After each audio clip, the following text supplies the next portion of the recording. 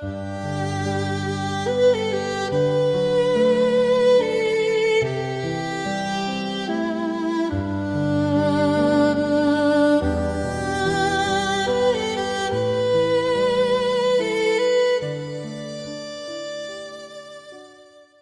tal? Hoy vamos a adentrarnos en una de las historias más universales, una que casi todo el mundo cree conocer, pero la idea es verla con otros ojos. No como un cuento de Navidad, sino como una especie de tapiz épico, uno que se ha ido tejiendo con hilos de profecía, de poder imperial y sobre todo de un propósito divino que parece no desviarse jamás. Juntos vamos a ir tirando de esos hilos para descubrir cómo cada detalle, de verdad cada uno, desde el edicto de un emperador hasta la elección de un simple pesebre, parece haber sido orquestado con una precisión asombrosa. Y esta idea que vemos aquí, esta es la clave de todo, la contraseña para entender lo que vamos a contar, porque esta historia es, en esencia, una demostración magistral de esta verdad. La idea de que detrás de los tronos, de los imperios, de los grandes movimientos de la historia, hay una mano invisible, una soberanía que guía incluso a los hombres más poderosos para que cumplan, muchas veces sin tener ni la más remota idea, un plan eterno. Vamos a ver cómo la ambición de un César, su necesidad de control y de dinero, se convierte en la herramienta perfecta para cumplir una promesa hecha hace siglos. Bueno, pues este es nuestro recorrido. 6 etapas, 6 capítulos clave de esta historia tan increíble. Empezaremos en las salas de mármol del poder en Roma, con el decreto de un emperador. Luego viajaremos a un establo para ser testigos de una llegada humilde y silenciosa. Escucharemos un coro celestial en mitad de la noche y acompañaremos los primeros años de una vida que, cambiaría el curso de la humanidad. Así que, sin más, empecemos. Nuestra historia no empieza en un lugar humilde, sino todo lo contrario. Nos vamos al centro neurálgico del poder mundial de la época, la imponente Roma. Y en el trono se sienta un hombre que es casi una leyenda. César Augusto, el primer emperador romano. Él es quien, con una voluntad de hierro, consiguió poner fin a un siglo de guerras civiles que habían desangrado la República. Inauguró una era de paz, la famosa Pax Romana, que duraría 200 años. Pero claro, era una paz impuesta por la fuerza de las legiones. Él se veía a sí mismo como un ser superior. Se hacía llamar Divi Filius, o sea, hijo de un dios. Su autoridad era incuestionable en un imperio gigantesco, desde las islas brumosas de Britania hasta las arenas de Egipto. Su palabra era ley. Pues bien, para afianzar su poder y sobre todo para que la colosal maquinaria de recaudación de impuestos funcionara a la perfección, Augusto promulgó un decreto que iba a poner el mundo conocido patas arriba. Todo el imperio debía ser censado. La historia nos dice que este censo tuvo lugar durante el primer mandato de un tal Publio Sulpicio Quirino como gobernador de Siria, una provincia clave que a su vez vigilaba el pequeño y a menudo conflictivo reino de Judea. Esto es importante porque sitúa nuestra historia en un momento concreto y verificable. No es un érase una vez, es un acto burocrático administrativo de un imperio que sin sospecharlo se estaba convirtiendo en una pieza más de un plan mucho más grande. Y claro, este decreto tenía una letra pequeña que lo complicaba todo. Cada hombre debía registrarse no en su lugar de residencia, sino en su ciudad de origen, la de sus antepasados. Para un carpintero llamado José que vivía en el pueblo de Nazaret en Galilea, esto era un problema, un gran problema, porque él era del linaje del gran rey David y la cuna de la casa de David era un pueblecito llamado Belén. Así que, por orden del César, no le quedaba más remedio que emprender un viaje largo y difícil. Y es justo aquí donde el plan de Augusto choca, o mejor dicho, se alinea perfectamente con el plan de Dios. El hombre más poderoso del mundo, sin saberlo, se convierte en un simple recalero del destino, activando el cumplimiento de una profecía escrita 700 años antes por el profeta Miqueas. Pero tú, Belén Efratá, aunque eres pequeña, de ti saldrá el que ha de ser gobernante en Israel. El corazón del rey, en efecto, en las manos del Señor. Ahora paremos un momento e intentemos imaginar ese viaje. Porque no fue un paseo. Hablamos de unos 150 kilómetros, desde Nazaret en el norte hasta Belén en el sur. Un trayecto que les llevaría varios días, quizás una semana, caminando por senderos polvorientos, peligrosos, con el riesgo de encontrarse con bandidos. El terreno además es montañoso, accidentado, un ascenso constante hacia Judea. Y lo más importante, José no iba solo. Le acompañaba su prometida, María, una chica muy joven que estaba en la recta final de su embarazo. Cada paso, cada bache del camino, debió ser un suplicio para ella. No, no era un viaje por placer, era una prueba de resistencia y de fe ciega en un Dios cuyo plan, en ese momento, debía ser muy, muy difícil de comprender. Y por fin, totalmente agotados, llegan a Belén. Pero la odisea no ha terminado. La pequeña aldea está hasta los topes. El censo ha hecho que, como ellos, cientos de descendientes de David hayan vuelto a su hogar ancestral. El pueblo está colapsado. Llaman a una puerta, a otra, buscando un lugar donde pasar la noche. Pero todo está lleno. Y es curioso porque la palabra griega original, kataluma, no se refiere exactamente a una posada comercial, sino más bien a la habitación de invitados que solía haber en las casas familiares, o sea que probablemente buscaron refugio entre sus propios parientes, pero ni siquiera allí encontraron sitio. El pueblo de su linaje les cerraba las puertas. Y en esa frase tan simple, no había lugar, se esconde una ironía tremenda. El creador del universo llega a su propio mundo, y el mundo, demasiado ocupado en sus cosas, no le hace un hueco. Al final se ven obligados a buscar cobijo en un lugar destinado a los animales. Quizá una de esas cuevas naturales que se usaban como establos, con el olor a paja húmeda y a ganado llenando el aire. Y allí, en ese entorno tan pobre y solitario, María da a luz a su primer hijo. Con una ternura infinita, lo envuelve en pañales, en unas tiras de tela, como se hacía entonces, para que los recién nacidos se sintieran seguros y calientes. Y después, con mucho cuidado, lo acuesta en un pesebre. Sí, un comedero, un simple cajón de piedra o de madera de donde comían las bestias. Esa fue la primera cuna del Rey de Reyes. Es que la humildad de ese momento es casi imposible de asimilar. Es toda una declaración de intenciones, silenciosa pero atronadora, sobre cómo iba a ser su reino. Un reino que no empieza con fanfarrias en un palacio, sino en el más absoluto y sencillo de los anonimato. Mientras el rey nace en el silencio de un establo, la acción cambia de escenario por completo. Ahora nos vamos a las afueras de Belén, a los campos que rodean el pueblo. Es de noche. Una noche cerrada, de esas en las que la oscuridad es casi total y el cielo está lleno de estrellas. Y allí, a la intemperie, hay un grupo de pastores haciendo lo de siempre, vigilar sus rebaños, protegerlos de los lobos y de los ladrones.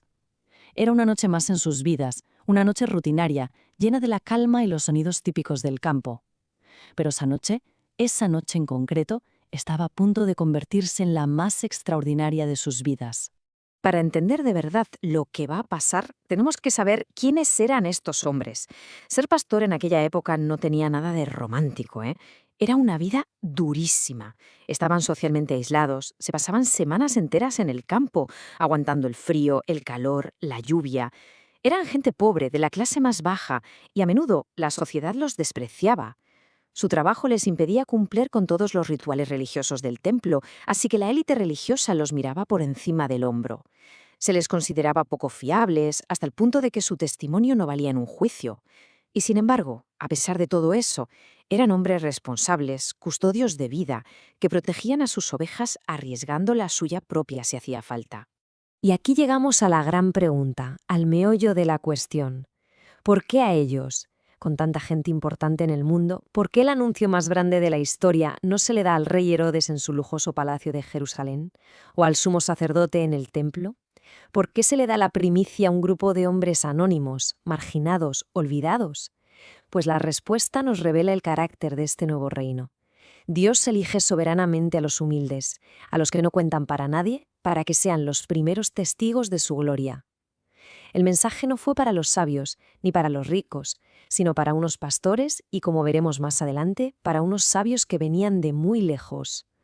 Un reino que parece hecho para los que están fuera del sistema. De repente, en mitad de esa noche silenciosa, la realidad se quiebra. Un ángel del Señor aparece ante ellos. Pero no es solo que aparezca una figura. El texto dice que la gloria del Señor los rodeó de resplandor. Es una manifestación visible de la presencia de Dios. Una luz sobrenatural, cegadora, que de repente ilumina el campo como si fuera de día. Y la reacción de estos hombres es la que tendríamos cualquiera. Un miedo atroz, puro, paralizante. Cayeron al suelo, muertos de miedo. Pero las primeras palabras que llegan del cielo en esta nueva era son palabras de consuelo. No teman. Es una orden que atraviesa el pánico, una mano que calma sus corazones para que puedan escuchar, para que puedan asimilar el mensaje más importante de todos los tiempos sin que el terror los bloquee por completo.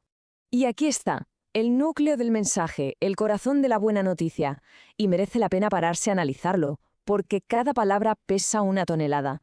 Primero, es una noticia de gran gozo, una alegría que no es para unos pocos elegidos, sino para todo el pueblo. ¿Y cuál es la noticia? Que esa misma noche, ahí al lado, en Belén, ha nacido una persona con 3 títulos impresionantes. Primero, es un Salvador, alguien que viene a rescatar. Segundo, es el Cristo, que es la palabra griega para Mesías, el rey ungido que Israel llevaba siglos esperando. Y tercero, es el Señor, Kyrios en griego, la misma palabra que se usaba para nombrar a Dios, a Yahvé, en el Antiguo Testamento.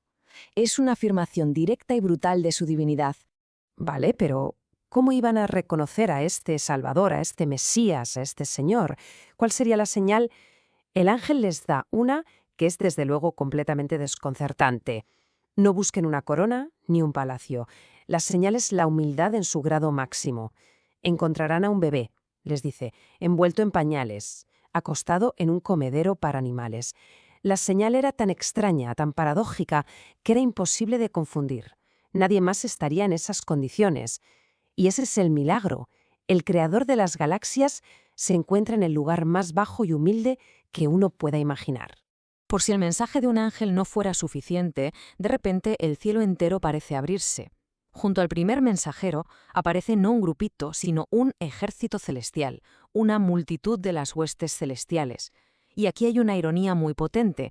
La Pax Romana de Augusto se mantenía a base de legiones, de soldados de carne y hueso con espadas. Pero la verdadera paz, la que trae este niño, no la anuncian soldados de infantería, sino los ejércitos del cielo, proclamando una victoria de un tipo completamente distinto. Y lo que cantan es el himno de inauguración de este nuevo reino. Tiene 2 partes. La primera, gloria a Dios en las alturas. El objetivo final de todo esto es la gloria de Dios. Y la segunda, y en la tierra, paz. Pero ojo, no se refiere a una paz política inmediata para todo el mundo. El texto original dice algo así como paz a los hombres de su favor o a los que gozan de su buena voluntad. Es una paz interior, una paz del alma, la reconciliación entre Dios y la humanidad, que se ofrece como un regalo, no como un derecho, a aquellos que Él elige para recibirla.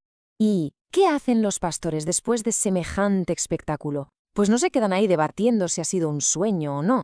Reaccionan con una obediencia inmediata, llena de alegría. El texto dice que fueron deprisa, salen corriendo aquí a Belén. Y cuando llegan, se encuentran la escena tal cual se la había descrito el ángel, María, José y el bebé, acostado en el pesebre. La señal se cumple, y en ese instante, estos hombres rudos, cuyo testimonio no valía nada ante un juez, se convierten en los primeros predicadores de la historia. Salen de allí y no se lo pueden callar, contándoselo a todo el que se encuentran. Los marginados se convierten en los primeros mensajeros del rey. La historia continúa más allá de esa noche. La vida de Jesús, desde el primer momento, fue una vida de sumisión. Y esto es increíble. El mismo que dio la ley a Moisés en el Sinaí, ahora se pone a sí mismo bajo esa misma ley.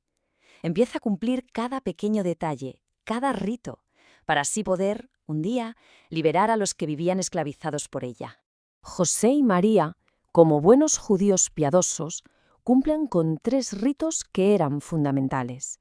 Al 8º día, el niño es circuncidado, esa señal física del pacto de Dios con Abraham, y le ponen oficialmente el nombre que el ángel había dicho, Jesús, que significa Yahvé salva.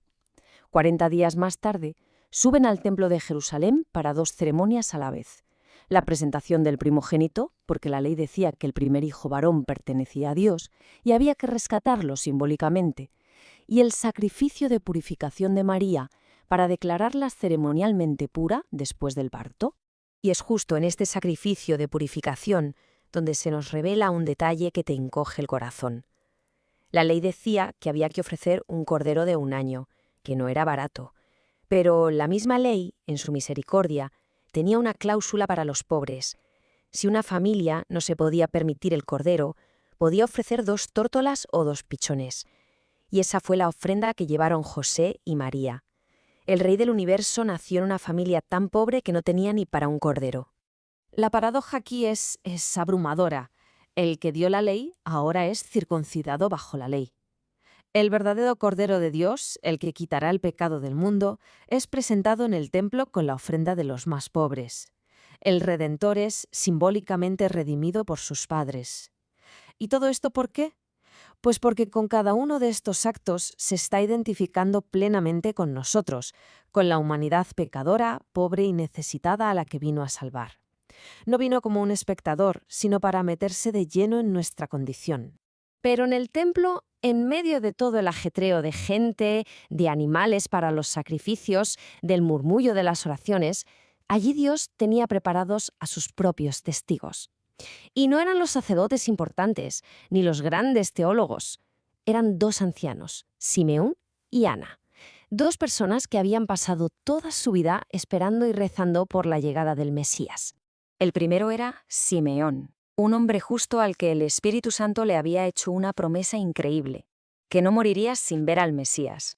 Ese día, guiado por el Espíritu, va al templo y ve a esa pareja de aspecto humilde con su bebé. Y con una certeza que solo puede venir de Dios, lo sabe. Coge al niño en sus brazos, y sus palabras son pura emoción y alivio. Su vida de espera ha terminado. Y lo que dice es asombroso. Declara que ese bebé no es solo la gloria de Israel, sino también luz para iluminar a las naciones, a los que no son judíos. Su visión va más allá de Israel, es universal. Pero las palabras de Simeón no acaban ahí. Después de esa explosión de alegría, se vuelve hacia María y le suelta una advertencia terrible. Le dice que ese niño será causa de que muchos en Israel caigan y otros se levanten, que será una señal que provocará contradicción, que será amado y odiado. Y luego, mirándola a los ojos, le dice a ella, a su madre, «Y a ti misma una espada te atravesará el alma». Es un presagio escalofriante del dolor que María iba a sufrir 33 años después, al pie de una cruz, viendo morir a su hijo. La salvación del mundo iba a costar un sufrimiento inimaginable. Y justo en ese momento, como si todo estuviera perfectamente coreografiado, aparece una segunda testigo. Se llama Ana, una profetisa de 84 años. Se había quedado viuda muy joven y desde entonces vivía prácticamente en el templo, sirviendo a Dios día y noche, con ayunos y oraciones. Su vida entera había sido un acto de espera. Y en ese instante, su espera termina. Ve al niño y lo reconoce. Con el corazón a punto de estallar, da gracias a Dios y empieza a hablar de él a todos los que, como ella, esperaban la redención de Jerusalén. Dos testigos, un hombre y una mujer, ancianos y fieles, dan fe de la llegada del Rey. Ahora damos un buen salto en el tiempo. La Biblia no nos cuenta casi nada de la infancia de Jesús. Esos años en Nazaret son un misterio, una vida aparentemente normal. Pero se nos regala un único episodio, uno solo, que rompe ese silencio. Jesús ya tiene 12 años y, como cada año, viaja con su familia a Jerusalén para la gran fiesta de la Pascua. Esta edad, los 12 o 13 años, era un momento clave para un niño judío. Era la edad del Bar Mitzvah, que significa hijo del mandamiento. Dejaba de ser considerado un niño y pasaba a ser un adulto a nivel religioso, con la responsabilidad de cumplir la ley por sí mismo. Así que este viaje a Jerusalén no era uno más para Jesús, era su primera Pascua como un hijo de la ley. Termina la fiesta y las enormes caravanas de peregrinos empiezan el viaje de vuelta. En medio de toda esa gente, José y María viajan un día entero pensando que Jesús va con otros familiares en el grupo. Pero al llegar la noche, se dan cuenta de que no está. Imaginemos el pánico. Vuelven corriendo a Jerusalén, desesperados, y durante 3 largos días lo buscan por toda la ciudad. Finalmente lo encuentran. Y no está perdido en un callejón, está en el templo, sentado en medio de los doctores de la ley, los mayores expertos en teología del país. Y no solo está escuchando, está preguntando y respondiendo de una manera que los tiene a todos alucinados con su inteligencia. Cuando su madre angustiada le pregunta por qué les ha hecho eso, la respuesta de Jesús son sus primeras palabras que se registran. Y son de otro nivel. Con una calma que choca con la ansiedad de sus padres, les pregunta, ¿por qué me buscaban? Y añade la frase que lo cambia todo. ¿No sabían que tengo que estar en la casa de mi padre? ¿O también en los asuntos de mi padre? Con solo 12 años, ya tiene una conciencia clarísima de quién es. Su padre no es José. Su verdadero hogar no es Nazaret. Su misión y su lealtad están con Dios, su Padre Celestial. Pero, y esto es casi tan asombroso como lo anterior, después de ese destello de su identidad divina, la historia vuelve a la normalidad. Se nos dice que volvió con ellos a Nazaret y vivió sujeto a sus padres. Y durante los siguientes 18 años, hasta que empezó su vida pública, creció de una manera totalmente equilibrada y humana. Creció intelectualmente, en sabiduría, físicamente, en estatura, espiritualmente, en el favor de Dios y socialmente, en el favor de los hombres. Una larga vida de obediencia y crecimiento en el anonimato de un taller de carpintero, preparándose para lo que vendría después. Y con esto terminamos nuestro recorrido, un viaje que nos ha llevado del palacio de un emperador a un pesebre y de ahí al templo. Y toda esta historia nos deja flotando una pregunta fundamental. Si el Rey del Universo, el Soberano Eterno, eligió empezar su reinado con un camino de humildad, de sumisión y de obediencia, ¿qué nos dice eso sobre lo que es el verdadero poder y la verdadera gloria? Es una de esas preguntas que se quedan resonando mucho tiempo después de que acabe esta explicación.